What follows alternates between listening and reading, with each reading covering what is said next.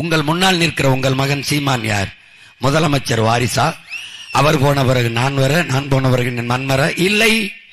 இல்லை. ஏதாவது ஒரு கட்சியில் இருந்து பிரிந்து வந்து ஒரு கட்சியை தொடங்கினோமா? இல்லை. இல்லை. கோடி கோடியாக பணத்தை ஒதுக்கி பதுக்கி அதை பாதுகாக்க அரசியல் செய்ய வந்தோமா? இல்லை.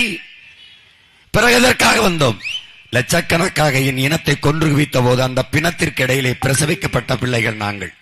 என் இனம் கண்ணு முன்னே சாகும் போது கதறி கதறி அழுத என் தாய்மார்களின் கண்ணீரிலும் ஓலத்திலும் ஒப்பாரியிலும் வளர்ந்து வந்தவர்கள் நாங்கள். என்ன செய்வதென்று தெரியாமல் நின்ற பிள்ளைகள். இனி இந்த கட்சிகள், இந்த தலைமைகள் நமக்கானது இல்லை. இவர்கள் நமக்கானவர்கள் இல்லை. நம் உணர்வுக்கு, நம் உரிமைக்கு, நம் உயிருக்கானவர்கள் இல்லை. அப்போது என்ன முடிவெடுத்தோம்? என் உரிமை என் கையிலே, என் உணவு என் வாய் நானே எடுத்து உண்பது, என் மூச்சு காற்றை நானே சுவாசிப்பது போல என் உரிமையை நானே போராடி பெறுவது என்று வந்தேன். அதை போல உணர்வு கொண்ட என் உடன் பிறந்தார்கள் பல லட்சக்கணக்காக திரண்டார்கள். நாம் தமிழர் என்கிற ஒரு புரட்சிகர அரசியல் படையாக மாறியது. எளிய மகன் என்னை பல ஆயிரம் ஆண்டுகளாக கட்சி நடத்துகிற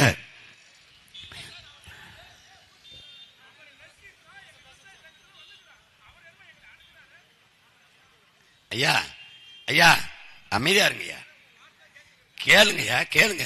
குறுக்கோ ஐயா, ஐயா நீங்க பேச நிறைய நேரம் இருக்கு.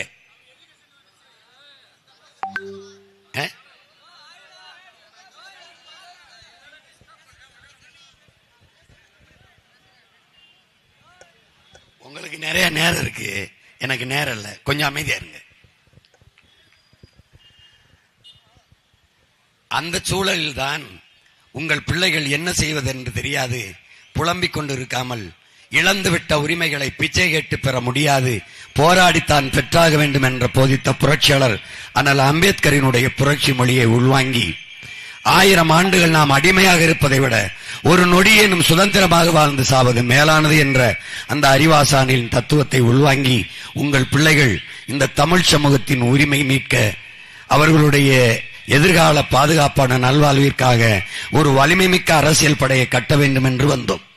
வாக்குக்கு காசு கொடுக்காமல், பெரிய கட்சிகளில் இருந்து பிரிந்து வராமல், எந்த பின்புலமும் இல்லாமல் உழைக்கும் அடித்தட்டு மக்களின் பிள்ளைகளாக வந்த நாங்கள் தொடர்ந்து தொடர்ந்து தொடர்ந்து உயர்ந்த கருத்தை, நோக்கத்தை, தத்துவத்தை முன்னிறுத்தி காசை வைத்து அரசியல் செய்யாமல் ஆகச் சிறந்த கருத்தை வச்சு இந்த களத்திலே ஒரு கருத்தியல் புரட்சியை முன்னெடுத்து நாங்கள் ஆள் மாற்றத்திற்கு, ஆட்சி மாற்றத்திற்கு வந்த பிள்ளைகள் அல்ல, அரசியல் மாற்றத்திற்கு, அடிப்படை அமைப்பு அரசியல் மாற்றத்திற்கு வந்த புரட்சியாளர்கள், ஆட்சி முறை மாற்றத்திற்கு வந்த லட்சியவாதிகள் என்று அந்த நோக்கத்தோடு இந்த களத்திலே தொடர்ந்து நின்று நின்று வாக்குக்கு ₹1 காசு கொடுக்காமல் இந்திய நாட்டை யார் ஆள்வது என்கிற தேர்தலில் போட்டியிலே இல்லாத இந்த மகனை 36 லட்சம் வாக்குகளை தந்து ஒரு புதிய சின்னம் 4வது 3வது பெட்டியில் இருந்து இந்த ஒளி வாங்கி மைக் சின்னத்தை தேடி 36 லட்சம் வாக்குகளை தந்து